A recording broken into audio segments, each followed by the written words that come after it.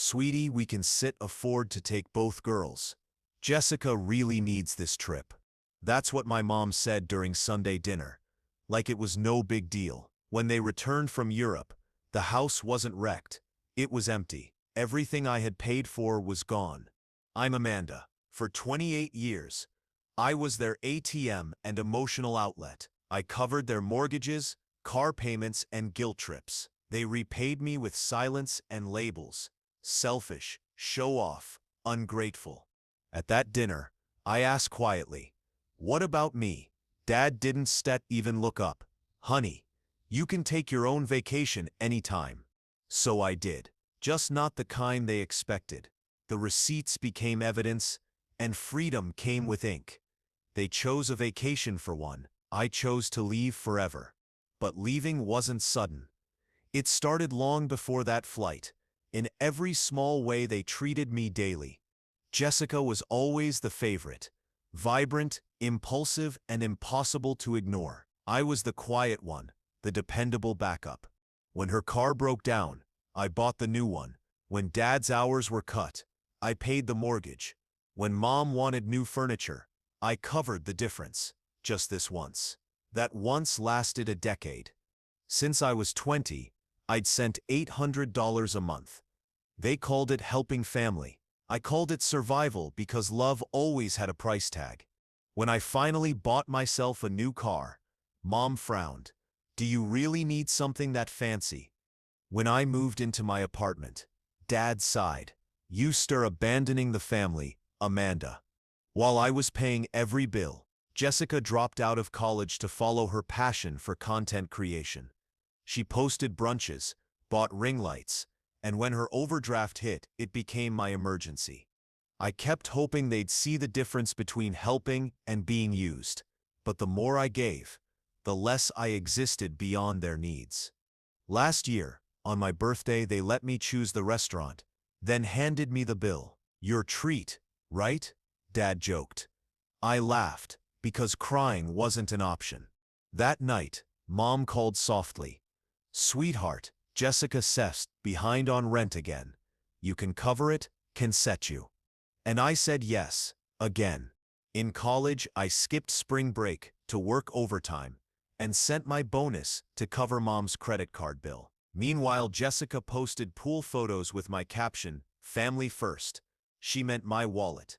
Driving home one night, city lights blurring, I realized I'd spent my entire adult life buying belonging that was never real. I wasn't part of the family, I was financing it.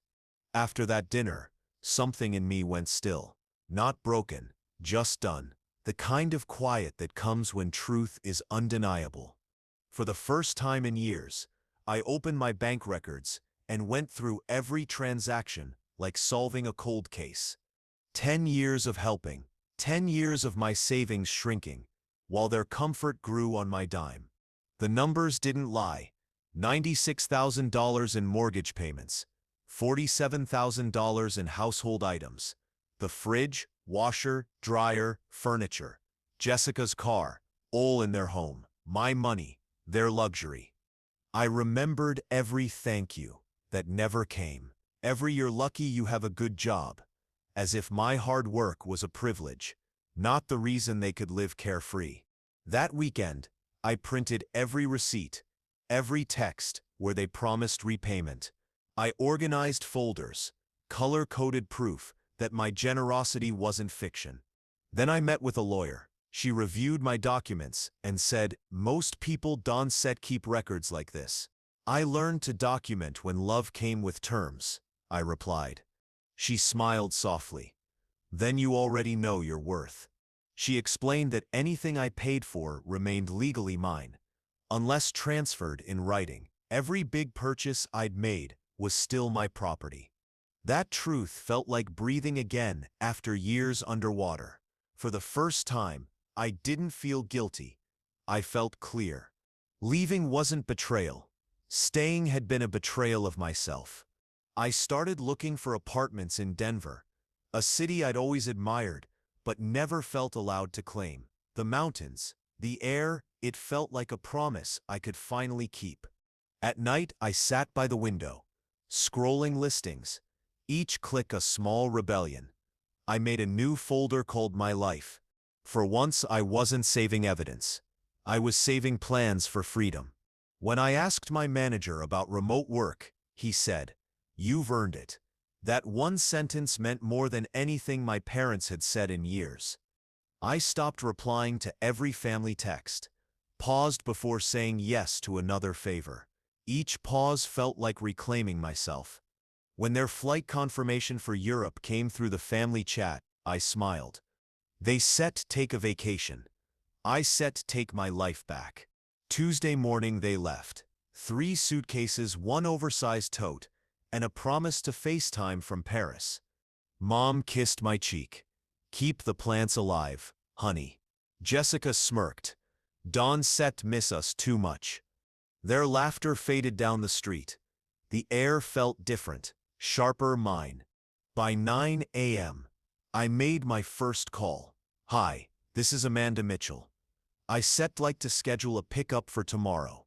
The moving company specialized in quiet separations, families dividing lives without drama. The coordinator, Patricia, simply said, "We still handle it carefully." That night, I walked through the house one last time. Every corner held memories I didn't want. The fridge I bought humming softly, the washer spinning, the couch where I once cried behind Jessica's laughter. Everything bore my fingerprints, except love. I took photos for records. Each click was a small goodbye. It wasn't revenge. It was accounting.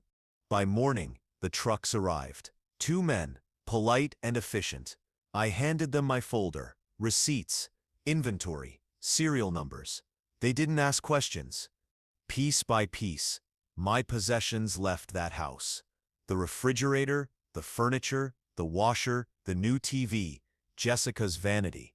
The illusion of family comfort vanished. By afternoon, the house was hollow. I left one old floral couch, Mom's least favorite. It felt poetic, leaving them with their past.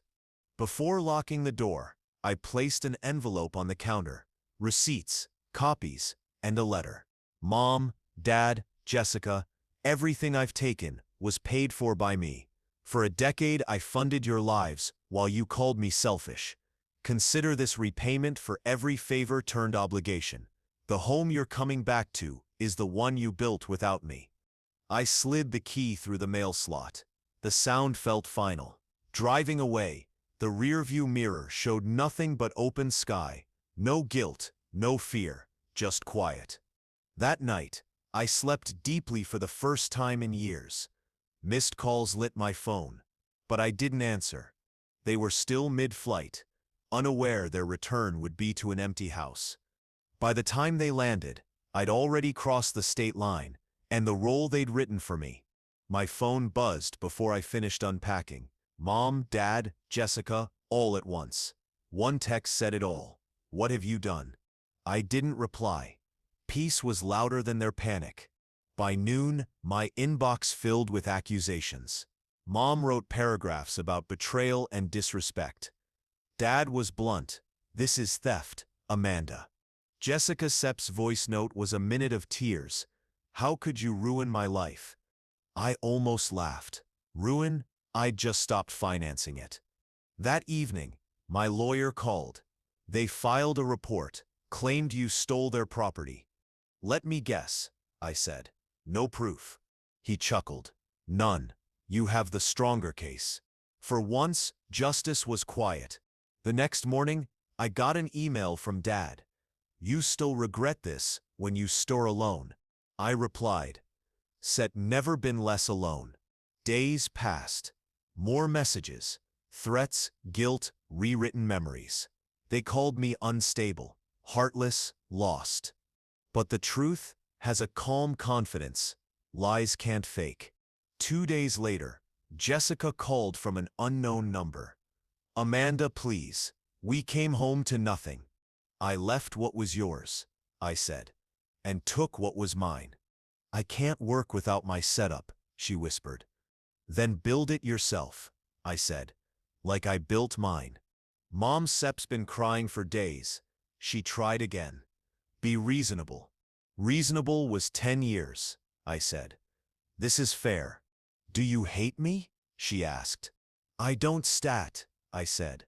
I just stopped funding you. I alerted my building security. No family visits allowed. Boundaries weren't cruelty. They were instructions on how to treat me.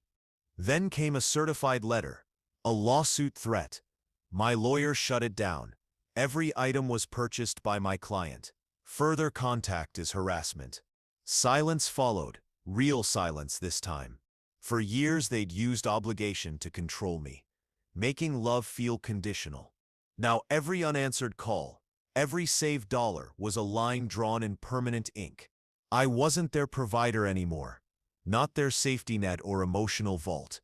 I was Amanda, whole, stable, and unapologetic. And for the first time, they were the ones left empty-handed. Months have passed since the last message. The silence feels earned now. At first I kept checking my phone, half expecting another guilt trip disguised as love. But the quiet remained, and in it I started hearing myself again. My mornings don't begin with panic anymore, but with sunlight and mountain air, coffee for one, and peace that no longer feels expensive. Freedom doesn't always look triumphant. Sometimes it's just paying your own bills, and knowing no one else owns your joy. I still think of my family sometimes, not with anger, just distance. I hope they're okay, but I've stopped mistaking their comfort for my responsibility. I used to think leaving meant losing everything. Now I see it meant finding myself. I'm learning to buy things without guilt, to say no without explaining, to rest without permission.